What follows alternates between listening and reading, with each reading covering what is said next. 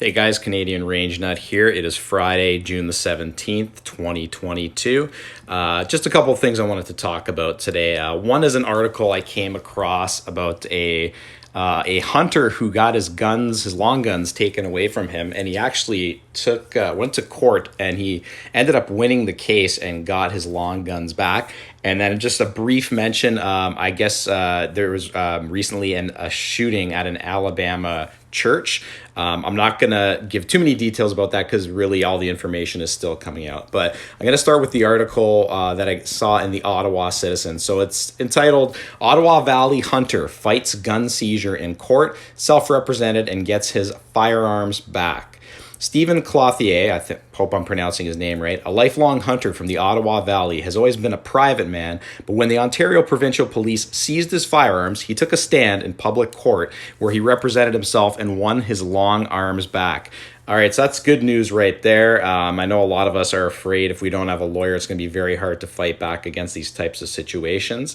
By the way, I did look into the name of the insurance, and it's just called legal firearm gun insurance. I'll post the link in the description. Actually, like I said, I think I paid like $120 for it or whatever. Can't really remember. It was in January when I first got it, but it will cover some of the lawyer fees if anything, God forbid, does happen or you get accused of anything and stuff like that. Let's continue with this article here. It says, in a recent decision, Ontario Court Justice J.R. Richardson ordered the police to return all of his firearms. The judge noted that Clothier, 68, at no time behaved dangerously, recklessly, carelessly, or irresponsibly with his firearms. Clothier has been hunting since he was a boy. It's a big part of his life and culture. He mostly hunts moose, partridge, and occasionally deer. He's got a family hunting camp where he spent time fishing. The retired electrical contractor from 1985 to 2017 went through the worst time during COVID. His wife died, his sibling died, and his mother's health was declining. She has since died.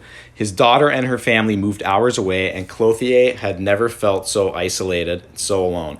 I'm just going to stop right there because I think most of us during these initial lockdowns were kind of going crazy. Just remember back to the time when grandparents were seeing their kids and literally hugging them with plastic bags on. Looking back, I just think how ridiculous were we?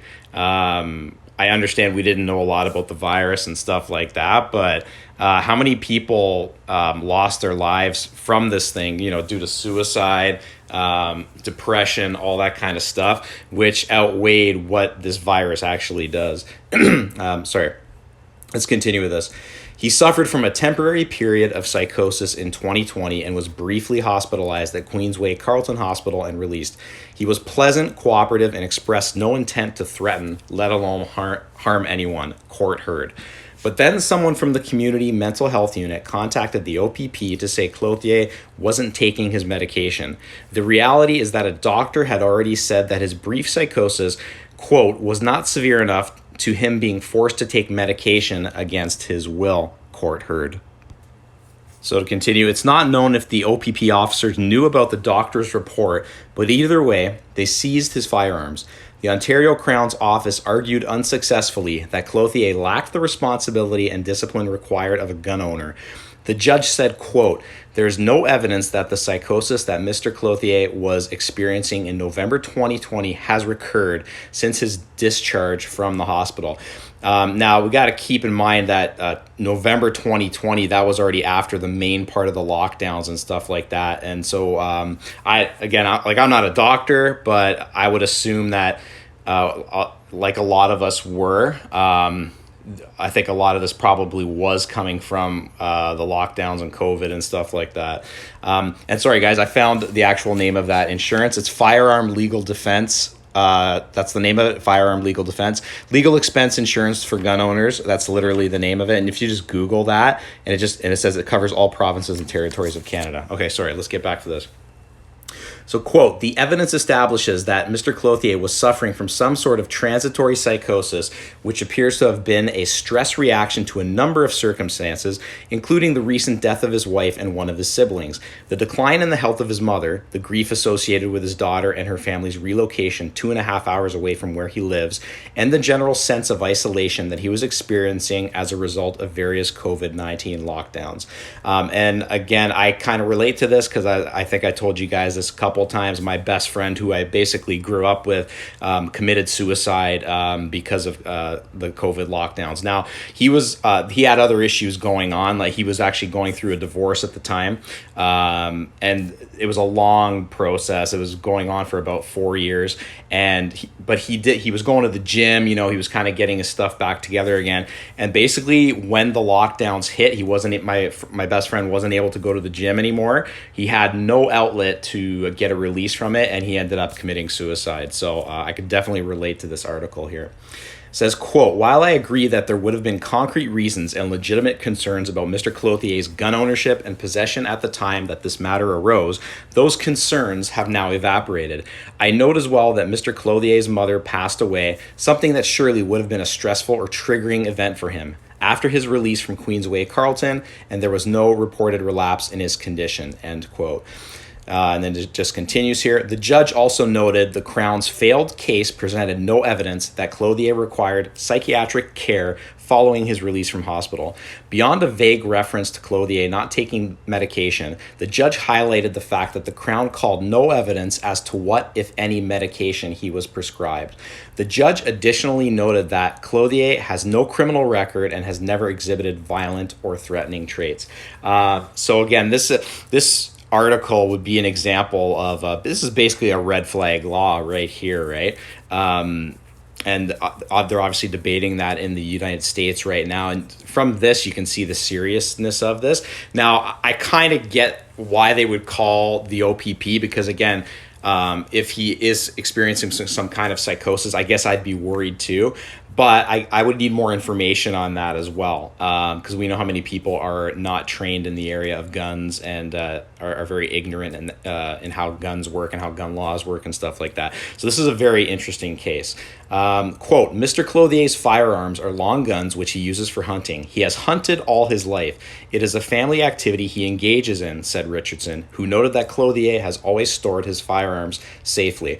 That's a key thing right there, guys, especially for now. I'm pretty sure in the States this doesn't affect you guys as much. I guess it depends where you live.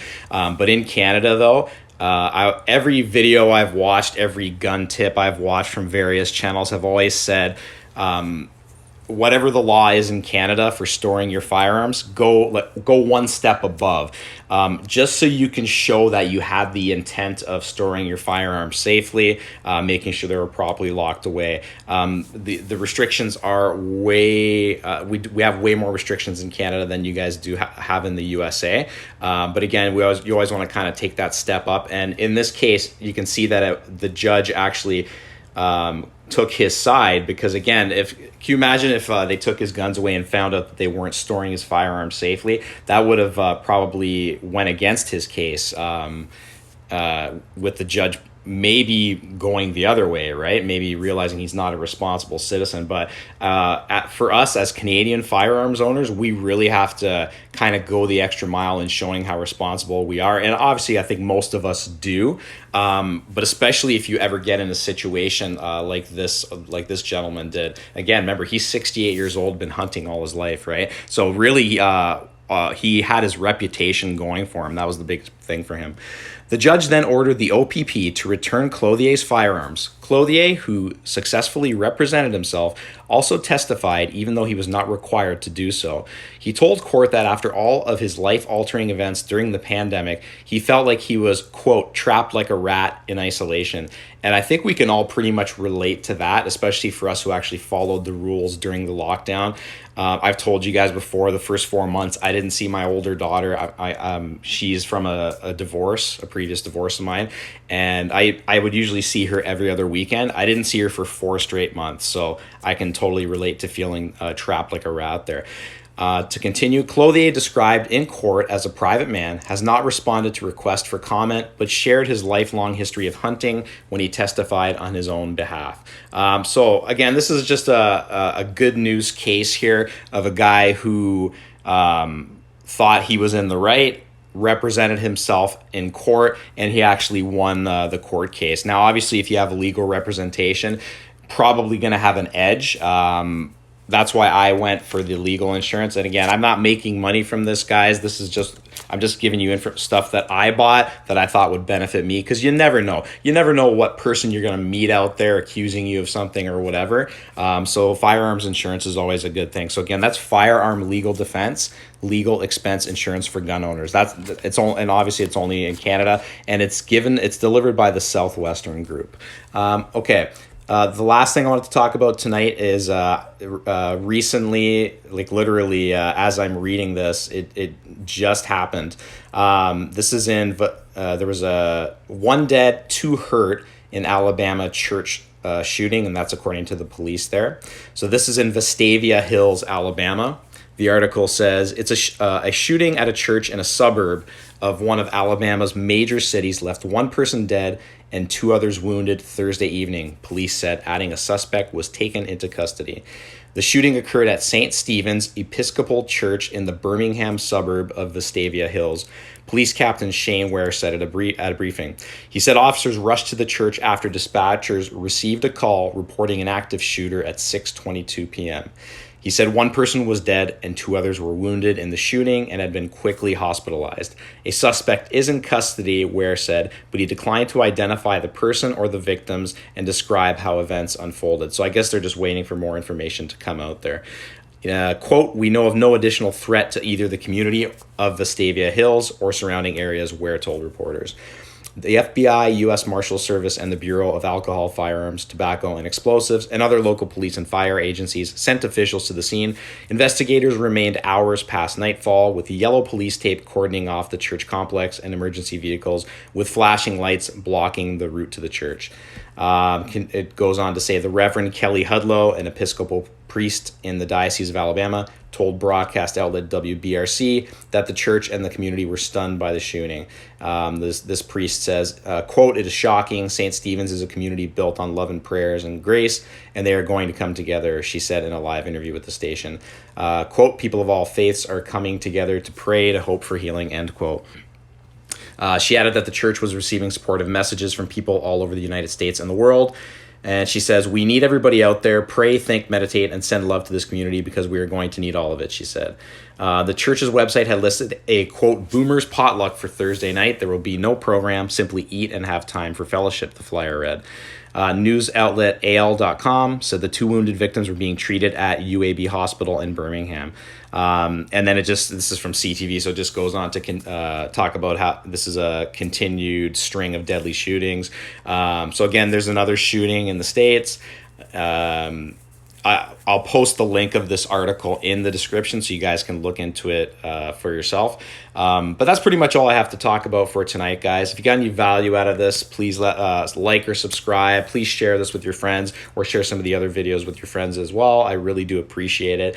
Hope you have a great night. And in the next couple of days, I'm going to be coming to you with a video about some different books that you guys might as gun lovers. So like these are a lot of books that I've read, and so if you're interested in that, you'll see that popping up any day now.